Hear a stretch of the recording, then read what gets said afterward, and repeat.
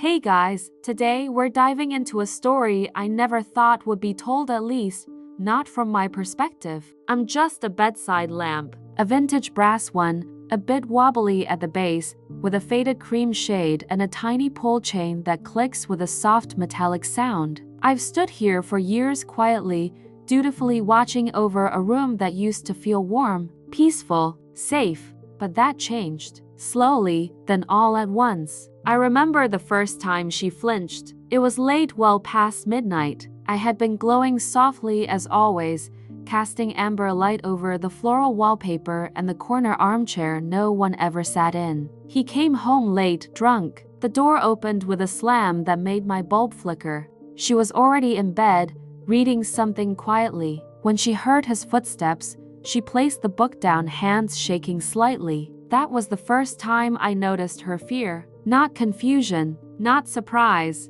fear. He didn't say hello. He didn't even look at her. He walked straight into the room, tossed something on the floor, and barked out a question I didn't catch. She answered in a small voice, too small, and then silence, until the thud. The sound was sickening, like a bag of oranges dropped onto a tile floor. She gasped, not loud but sharp, a breath that caught in her throat. I watched as she turned away from him, and as she did, she reached up and pulled my chain. Click, darkness, but I was still on. You see, I never truly turn off, not inside. That night, she lay there curled into herself. He sat on the edge of the bed, muttering, sighing, justifying. I cast a soft light, only a faint glow leaking through the linen of my shade, barely enough to see, but I saw everything. And that was just the beginning. The next morning, she wore sunglasses. Indoors. The bruise on her cheek peeked through anyway. He was extra polite at breakfast. He called her babe and made her coffee. And me? I stood there, unmoved, untouched, as though I were just another piece of furniture. But I remembered. I've never been able to sleep, you know. Lamps don't sleep. We stay, always waiting, always lit. Even when unplugged, we carry memory like heat. She stopped reading at night after that. She just lay in bed, staring at the ceiling. Sometimes I'd see her eyes reflect my light, wide open, unblinking. A few days later, she cleaned me. She hadn't done that in months. She dusted my shade, tightened my bulb, even polished the tiny brass pull. It felt like an apology, or a goodbye. I wasn't sure which. I remember thinking, if I could speak, I'd tell her to leave. I'd tell her he isn't changing. I'd scream when she can't. But I'm a lamp, and all I could do was burn quietly. There's something cruel about being a witness without a voice. Weeks passed, and the bruises became more frequent, smaller, but more deliberate. A fingertip-sized mark on her wrist, a dark spot near her collarbone. She got quieter, and so did he. The rage turned into control, and I just kept glowing. She started leaving me on all night. No more pulling the chain. I wondered if it was because she couldn't sleep in the dark anymore. Or maybe she wanted something to see, to validate that she wasn't crazy, that this was real, that this was happening. There was one night I'll never forget. The silence was heavier than usual. No yelling, no footsteps, but she was crying, silently, her pillow soaked, her fingers gripped tight around the bedsheet. I could hear her breath shake. It was the first time she'd done that. Her eyes locked on my bulb like she knew I was watching. And for a second, just one brief second, I think she wanted me to be alive, to move, to hug her, to say, I see you, you're not alone, but I couldn't. So I just kept burning, faintly, softly. I was the only warmth in that cold room. That's when I realized she wasn't turning me on for light anymore. She was turning me on to survive. The night she whispered to me, I thought I was losing it. I know I'm a lamp. I'm not supposed to hear things. But that night, her voice felt like electricity humming through my filament. She leaned in close. The room was silent except for the low buzz of my bulb. And she whispered, I know you see me. It wasn't for anyone else. Just me. It was the first time she'd spoken aloud in weeks. Not to him, not on the phone, not even to herself. Only me. And I understood. There's a kind of madness that comes from being watched but never acknowledged. But there's a different kind worse that comes from being invisible while you're falling apart. I think she was slipping into that second kind. That night, he didn't come home. It was strange how much that made her more anxious than relieved. She sat on the edge of the bed, still in her work clothes, staring at the door, waiting. The clock ticked past 2 a.m., still nothing. She pulled the blanket around her shoulders and curled under my glow. I'd never seen her fall asleep so quickly. It was like her body collapsed under a weight it had been carrying for years. But she didn't stay asleep. The sound of his key in the door jolted her awake. I saw her entire body tense before her eyes even opened. And then the whisper again. "Don't go dark on me tonight." She was talking to me. Her hand reached out, brushed the base of my stand, and rested there like I was the only solid thing in her world. He stumbled into the room, reeking of vodka and regret. His shirt was half unbuttoned, tie missing, one shoe on, and he was smiling. That smile was always the beginning of something cruel. She didn't move, didn't speak, just stared at the floor as he muttered nonsense about traffic, his boss, how she never supported him. Then, mid-rant, he stopped. He noticed her hand on me. Not on the phone, not on a book, on me. His eyes narrowed. "What, this thing's your new best friend?" He scoffed. "You talkin' to the lamp now?" She didn't answer, and then something changed in him. That drunken smirk twisted into a scowl. He stepped forward,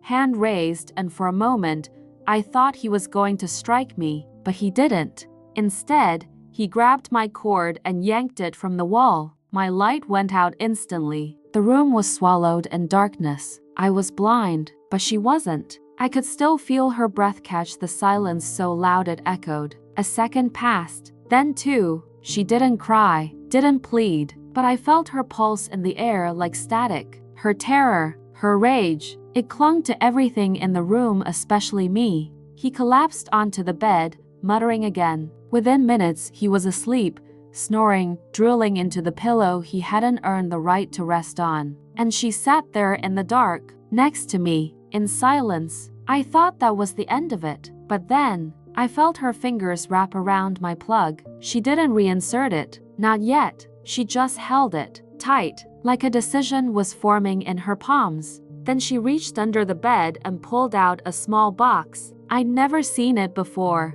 Maybe she'd hidden it there just for a moment like this. Inside was a phone, old, cracked, but still functional. A burner, maybe. She turned it on and started recording. At first, just the empty room. Then, her whispering. Names, dates, patterns. "He only hits when he's drunk. He says it's my fault. No one believes me." I knew that phone wouldn't last long. He'd find it if she kept it close, but she didn't plan to keep it. She turned to me. "Tomorrow," she whispered, "I'll hide it behind you. Inside your base." I froze. Well, not really, but inside, I burned hotter. She was going to trust me with the evidence. I may have been just a lamp, but in that moment, I became something else, a vault, a witness, a keeper of her truth. Because the thing about darkness, it can only hide so much, especially from something that never stops glowing. The next morning arrived like it always did, with guilt smeared across the walls like cigarette smoke. But something was different. I felt it in the way her steps echoed against the hardwood floor. Quiet, calculated. She didn't tiptoe. She moved with intention. Her husband was still passed out, sprawled sideways across the bed like a drunk king on a broken throne. I could hear his snoring, a steady, grotesque rhythm as she opened the tiny metal box again. The phone was still there, glowing dimly with the last bit of battery. She glanced at me, and then she acted. Her fingers found the base of my stand, right where the brass had begun to tarnish. It was loose not because of age, but because he had kicked me over once in a fit. A dent remained underneath the fabric shade. He didn't even notice it after that night, but she had. She removed the bottom plate carefully and slid the phone inside. It was tight, barely fit, but she made it work. Her hands were steady to steady, like she'd rehearsed it. Then, she whispered again. "If anything happens to me, She didn't finish the sentence. She didn't have to. I understood. This wasn't just a woman surviving anymore. This was a woman preparing. By noon, he had risen, hungover, irritable, accused her of sleeping with someone named Mark because he saw a random text on her work phone. There was no Mark. There was never a Mark. But the fight still happened. I watched it all from my quiet corner,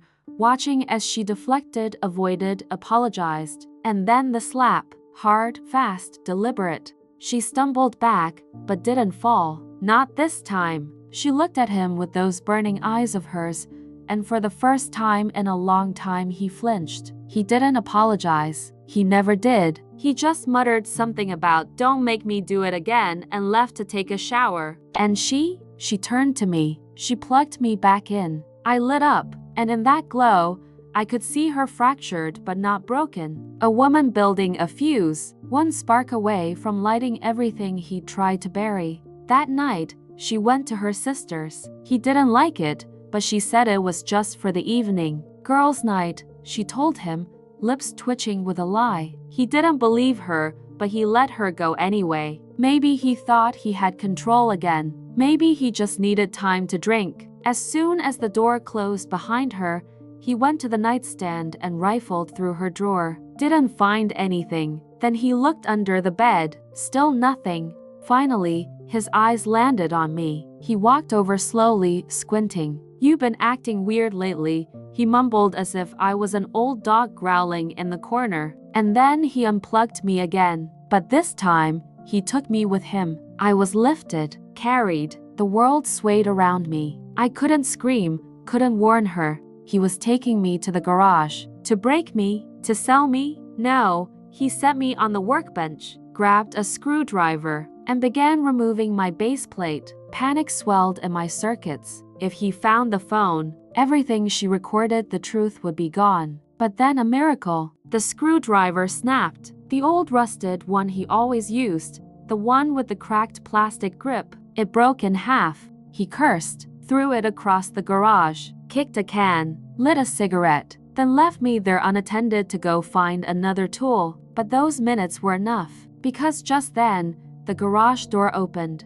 and it wasn't him, it was her. She had come back. I could have wept with relief. She didn't call out. She didn't ask questions. She simply moved to me, saw the open screws, and knew instantly he had found me, or at least was about to. She didn't waste time. She grabbed me not roughly, but urgently, like someone lifting an injured bird. She ran out of the garage, into the car, slammed the door, started the engine. I heard her breath hitch as she drove, hands white-knuckled around the wheel. I heard the voice messages she left for her sister, for the police, for someone named Attorney Monroe. "I have proof," she said. "If anything happens to me, it's in the lamp. And me?" I glowed quietly in the passenger seat, humming with a single, fierce thought. He was never going to hurt her again. Because this time, someone had seen, someone had recorded, something was going to tell the truth. We didn't go home that night. The car sped down unfamiliar streets, weaving through the deep veins of the city. Streetlights blinked by like heartbeats. She wasn't crying, not yet. Her face was too still, too resolved, like she'd crossed some irreversible line and couldn't look back. We stopped at a hotel. Nothing fancy. The kind of place where the wallpaper peels and the air conditioner rattles all night, but it had 4 walls, a lock on the door, and more importantly, it wasn't his house. She took me inside with her. She never let me out of her sight, not even for a second. The first thing she did was unscrew my base and pull the phone out. Her hands shook, but her mind was steady. She plugged it into the charger she'd stashed in her purse. She must have planned this, not just the hiding place, but the escape. And when the screen lit up again, so did her eyes. Because everything was still there. All of it. The audio from the night he screamed and smashed the photo frames. The night he threw the coffee table and she whispered, "Please, not in front of our son." The video, that shaky, terrifying video where he dragged her by the wrist toward the bedroom, and their little boy's voice screamed in the background, "Daddy, stop." And the last one, the one from just 2 nights ago, His voice, clear, cold. "You think anyone would believe you?" Yes, they would. Because now she had me, and I had everything. She sat on the bed, staring at the screen, as if drawing courage from each replayed moment, as if reliving it all made her spine straighter. Then she opened a new email and attached the files to her lawyer, to her sister, to the police, and finally to herself. A backup, a failsafe. She wasn't just escaping anymore. She was preparing to fight. Then her phone buzzed. It was him. 20 missed calls, 15 new voicemails, and one text. "Where the F are you? Come home, now, or you'll regret it." She didn't reply. She didn't even flinch. But her son, I could see him stirring in the corner of the bed. He had been asleep until now, tucked beneath the scratchy hotel blanket. His eyes opened, wide and unsure. "Mama," he whispered. She walked to him, sat by his side, and stroked his hair gently. "We're safe," she said. "We're not going back." He didn't ask why. Kids like him, they already know. They understand fear better than most adults. He just nodded and curled into her lap like he used to when he was a baby. I watched them from the nightstand. That hotel room was ugly. The carpet stained, the lights too dim. But somehow, it felt holy, like a church where no one would shout. She didn't sleep much that night. She stayed awake, typing out everything, her story, the abuse, the fear, the nights she thought she wouldn't survive. She looked at me as she wrote, almost as if she wanted to thank me. But I wasn't the one who deserved it. She was the one who kept going, who endured, who finally decided to stop whispering and start shouting. The next morning,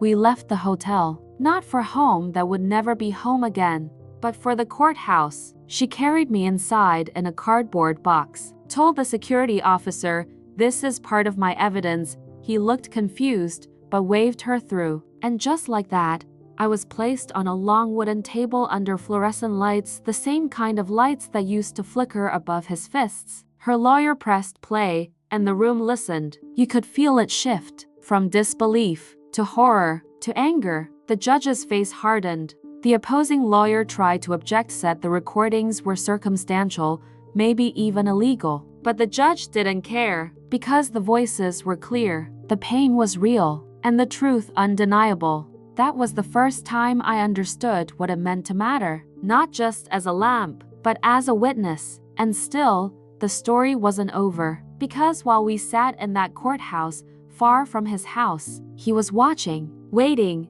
and somewhere deep in that silence, I knew he wasn't going to let go so easily. They granted her the restraining order that afternoon. It should have felt like a victory, and in some ways it did. Her face, once so clenched and pale, had softened just enough to show the quiet relief hiding beneath years of exhaustion. But relief is not the same as safety. Not when he knew how to break locks. Not when he had friends and places that wouldn't ask too many questions. Not when he'd spent years convincing her she was powerless. We left the courthouse in silence, with her hand clutching that folded document like it was a shield, paper thin, barely heavier than hope. That night, we stayed somewhere new.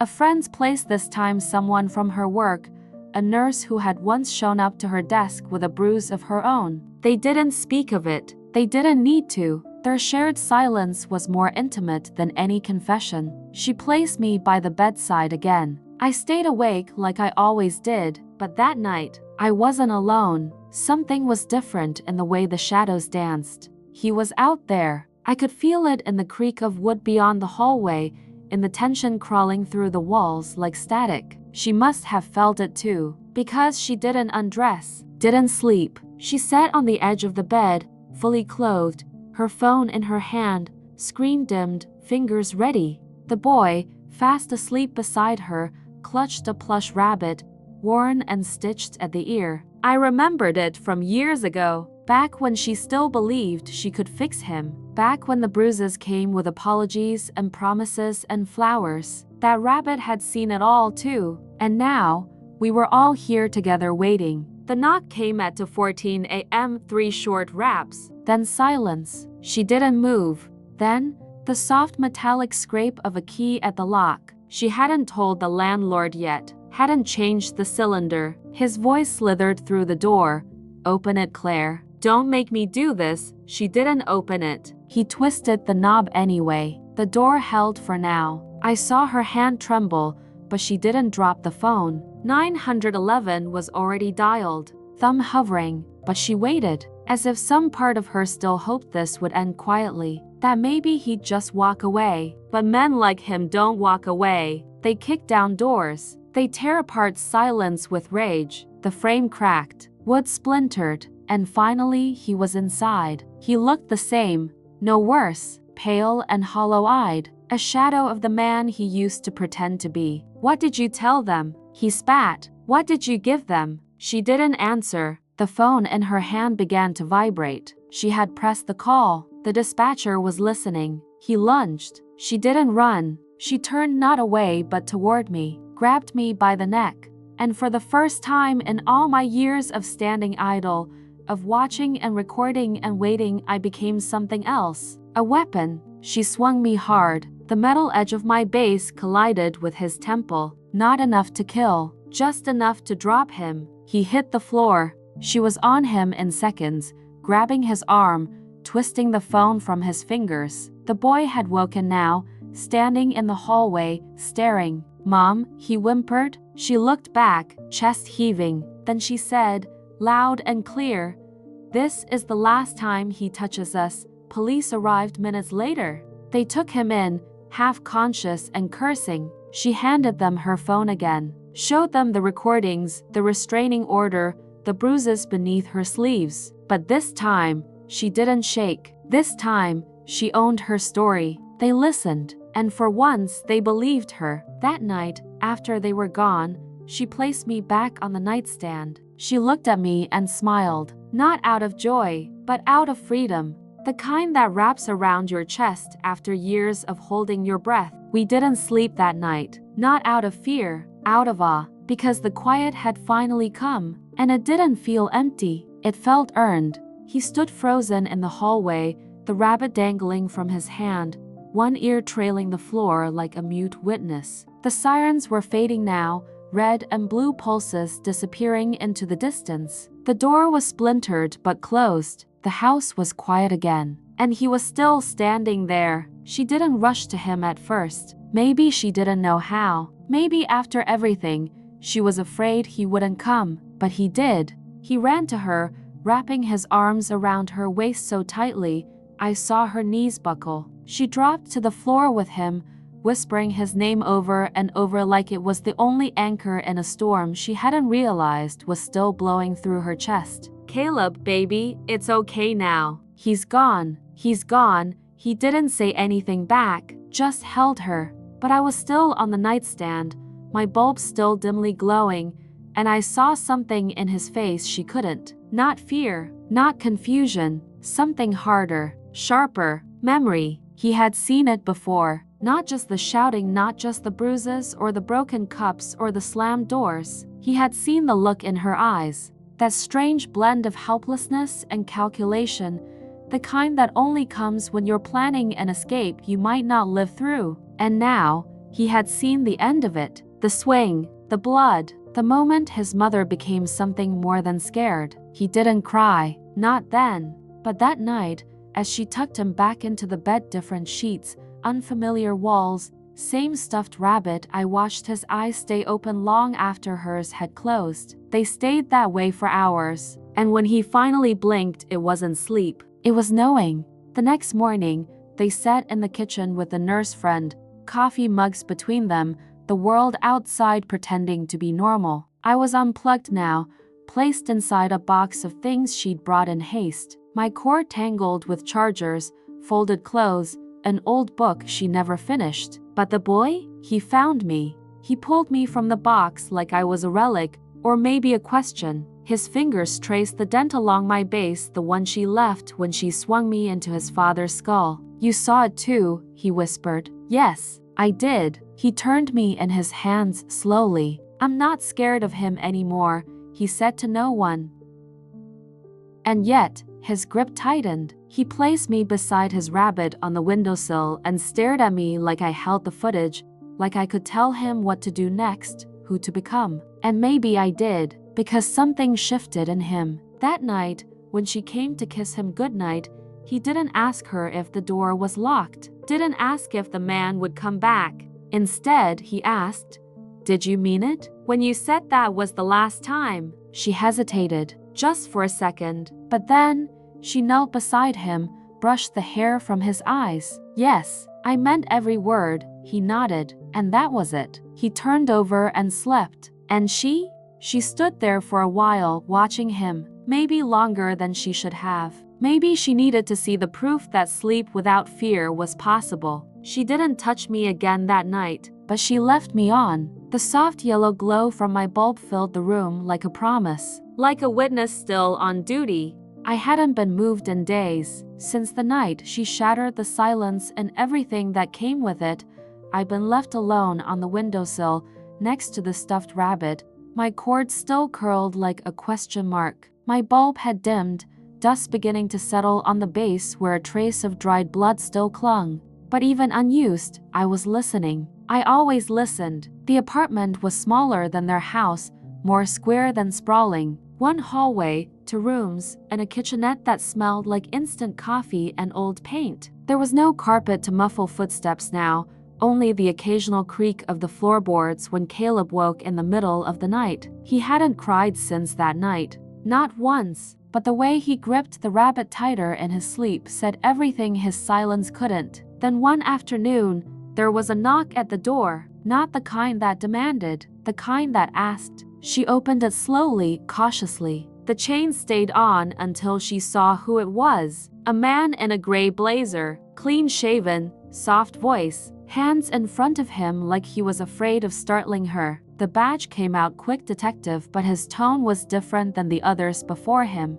He didn't ask her to come downtown. He didn't ask if she was lying. He asked if Caleb was okay. She blinked. That caught her off guard. "He's adjusting," she replied. "We both are," he nodded. Then gently, he said he saw it. The words sat there like broken glass. She closed her eyes. A long breath. "He shouldn't have. I told him to stay in his room. I locked his door. I thought, kids always know more than we think," the detective said. "Sometimes they're the only ones who know the whole picture." She didn't answer, just stepped aside to let him in. From my vantage point, I watched them sit on the couch, knees barely apart, coffee cups trembling in their hands. And then Caleb entered. No stuffed rabbit, no trembling lip. He walked straight to the man in the blazer and sat across from him, legs crossed like they were equals. "You're here about the night," he said. The man blinked. "Yes, but you don't have to talk about it if you don't want to." Caleb glanced toward me. "I already told Mom. I want to help." He told it all. The sounds he'd heard not just that night, but many before. The bruises she tried to hide, the whispers she thought he couldn't hear, and finally, the night it happened, how he heard the bottle shatter, how he cracked open the door, how he saw the silhouette of his father raising his hand again, and how she raised me. She didn't mean to kill him, Caleb said, voice steady, but she meant to stop him. The detective was silent. Then quietly, "You're very brave." Caleb shook his head. "I'm just tired of being scared." That was the moment I knew something inside him had changed. He wasn't just telling the truth, he was reclaiming it. The detective stood, scribbled something on his notepad and handed her a card. Promised updates. Promised it was being reviewed as self-defense. Promised they'd look out for Caleb. And then he left. But before the door closed, he turned. "By the way, you said you hit him with a lamp?" She nodded. "Do you still have it?" Her eyes darted to me. A long pause. "Yes, it's here." "Good. Don't throw it out." She raised a brow. "Why?" "Because sometimes the truth isn't in the blood," he said. "It's in the light." And then he was gone. That night, she picked me up for the first time since the incident, cleaned me carefully, wiped the blood from the metal, untangled the cord. Then she plugged me back in. I flickered on. The boy looked over from his bed and smiled, not because of the light, but because I was still here, still watching, still remembering, still telling. She hadn't heard from his family since the funeral. No calls, no texts, No apologies. They barely even looked her way at the service, just cold stares and murmurs behind thick sunglasses and thicker judgments. But on a rainy Thursday morning, 3 weeks after that knock from the detective, the past came tapping again. It started with the envelope. No return address, no stamp, just slid under the door, the edges damp from the rain. She found it while Caleb was brushing his teeth. Inside, a single folded sheet of notebook paper, in loopy handwriting.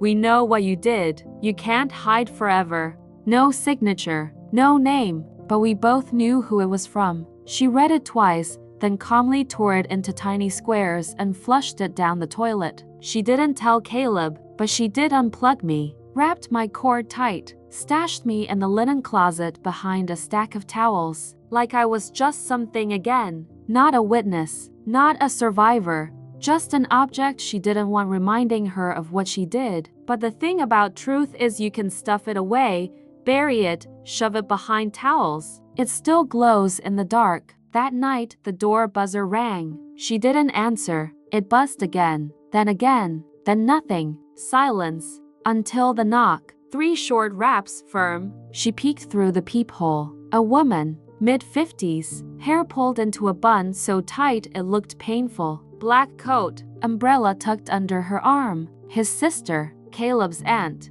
She opened the door half an inch, chain still on. "He's asleep. I didn't come to wake him," the woman said. "I came to talk to you." There was hesitation. Then the chain slid off. She let her in. The room went tense, like the walls were holding their breath. She sat, looked around, didn't smile. "You got out fast, had to, and you're saying it was justified?" She didn't answer. The woman leaned forward. "My brother was angry, sure, but he did." She cut in, voice flat. "You just didn't want to see it. You think he deserved to die?"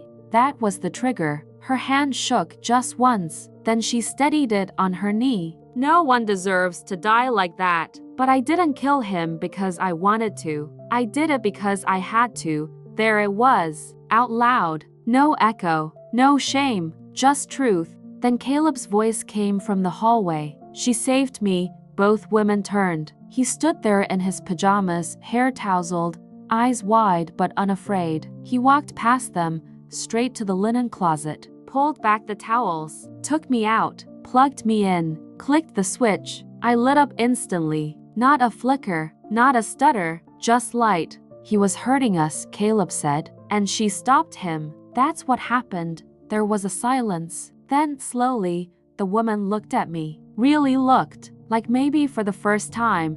She saw me as more than plastic and wire, saw me as something that bore witness. Her voice softened. "I'm sorry," she said. "I didn't know." She stood, put a hand gently on the boy's head, then walked to the door. But before she left, she looked back once more. "He used to call you his lighthouse," she whispered to the mother. "Ironic, isn't it?" Then she was gone, and for the first time in weeks, I stayed on all night. No one turned me off, because some lights shouldn't go out. The days that followed felt strangely still, like the house was holding its breath again, only this time not from fear, but anticipation. She started going out more, not far, just short walks with Caleb, visits to the small park down the block, grocery runs in daylight. But each step outside felt like her planting a flag in the real world again. And every night, she'd plug me in before bedtime, like she wanted me to see everything. It was during one of those nights that she made a decision, the kind that shifts a future on its axis. She called someone she hadn't spoken to in over a year. "Detective Morrow, it's me." There was a pause, then his voice crackled through. "I've been expecting this." He came by the next day. No suit this time, just jeans and a windbreaker. He looked older, not tired exactly, just worn, like this case had stuck to him, like it wouldn't let go. She poured him coffee. No cream, no sugar. They sat across from each other at the kitchen table, and Caleb stayed close, silent, eyes wide open. Then she slid it across the table. The letter. No, not the original. That had dissolved in the pipes weeks ago, but she'd written it again, word for word, from memory, and this time, she signed it. "You're confessing?" I'm telling the truth. He read it, didn't interrupt. Then he looked up. Why now? She motioned toward me. I glowed, warm, unblinking. Because the truth never left the room. That's when Caleb spoke. He used to tell me the lamp would keep me safe. I believed him, even when he stopped being the one who did. Detective Morrow leaned back in his chair, exhaled. There was always something off about the way he died. The angle, the force. It didn't match a clean fall. But no one wanted to hear that. Not from me. She blinked. So why didn't you push harder? Because I didn't want to break a boy's heart if I was wrong. He looked at Caleb. But I wasn't, was I? The boy shook his head slowly, then reached into his hoodie pocket, pulled out the thing he wasn't supposed to have. His father's old voice recorder, still scuffed, still blinking. I took it, he said, the night everything happened. I didn't know why, but I pressed record. He handed it over. The detective took it with reverence like a priest receiving a relic. They played the tape, and there it was. The screaming, the crashing, the pleading, and finally the snap. The sound of the fall, the thud, and after a pause, her voice. It's over. Then Caleb's tiny whisper. Mom? Detective Morrow stopped the recording. No one spoke. Then he said the only words that mattered. I believe you.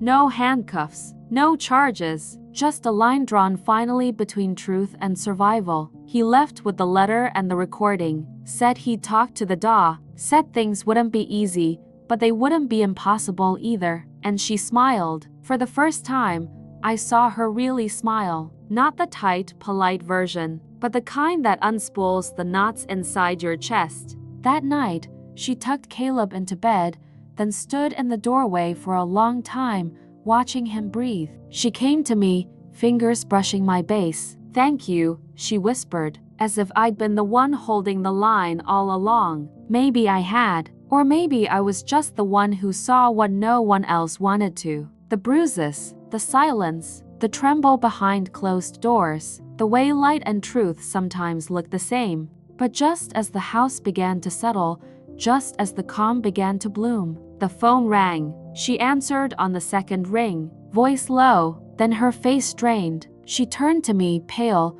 gripping the receiver. They're saying he didn't act alone. The word "he didn't act alone" echoed like a foreign frequency through the air, vibrating through the stillness, pressing into the walls, into the silence, into me. She didn't move at first, just stood there, receiver trembling in her hand, lips parted but no words. Who? She finally whispered. Who else? On the other end, Detective Morrow's voice was grave. His brother, Eric. We ran some checks. The accounts, the late-night calls. The night it happened, he was there. He helped cover it up, a name she hadn't heard in a long time. But I remembered, that man. The one who always stood too close to her, whose smile never quite reached his eyes. He had been at the house that night hours before it happened. I'd seen him leaning in the kitchen doorway, sipping from a dark bottle, eyes glassy with calculation. I'd heard the whispering, the mocking, the plans, and later, the silence when she screamed. He hadn't stopped it. He had watched. Now, he was coming back, to collect what's his, as Morrow put it. Some legal loophole, a shared deed, a house tangled in paperwork and secrets. And suddenly, just when the light had begun to return, the shadow stretched again. That night, she didn't sleep. She sat on the edge of her bed, Caleb curled under a blanket beside her, clutching me like I was the last piece of peace he had. She turned me off for the first time in weeks. Total darkness. But it didn't last. Minutes later, she turned me back on, not for light, but for witnessing. He won't take this from us, she whispered to me. Not again. The next day, Eric arrived. Same smug walk, same cologne, different energy. This time, he wasn't pretending to be family. He was here as a vulture. She met him at the door, didn't flinch. Caleb stood behind her, silent. I saw Eric's eyes flicker toward me. Still using that old thing? He scoffed. Figures. He stepped into the room. You got the papers? I have something better, she said. She reached behind a drawer and pulled out the USB stick, the one Detective Morrow had given back once he'd backed up everything. The letter, the recording, the signed affidavit, the truth. Leave Eric, or this goes public, his smirk faltered. You wouldn't, she stepped closer. Try me. It was the first time I saw her become something else, not the frightened mother, not the silent victim, but the storm, the one who had survived a man's cruelty and another's complicity, the one who had built her case in the shadows, with nothing but fear, hope, and a flickering lamp for company. You don't own this house, she said, voice hard. You just haunted it. He didn't speak, didn't blink. Then he turned, walked out without another word. Hours later, Morrow confirmed Eric had boarded a plane, left the state, no forwarding address. He won't be back, he promised. She didn't thank him. She didn't need to. This wasn't about him anymore. Weeks passed. She began repainting the walls, no longer beige but soft blues and golds. Caleb drew pictures of their house, always with a lamp glowing by the bed. She framed one, hung it right above me. And me? I still stood watch. Each night, I lit the room not because I had to, but because I could. Because after all the darkness, after all the screaming, after all the silence, I was still here, unbroken, unblinking, bearing witness. Because someone had to see, really see what happens behind closed doors. And someone had to remember, even if they were just a lamp.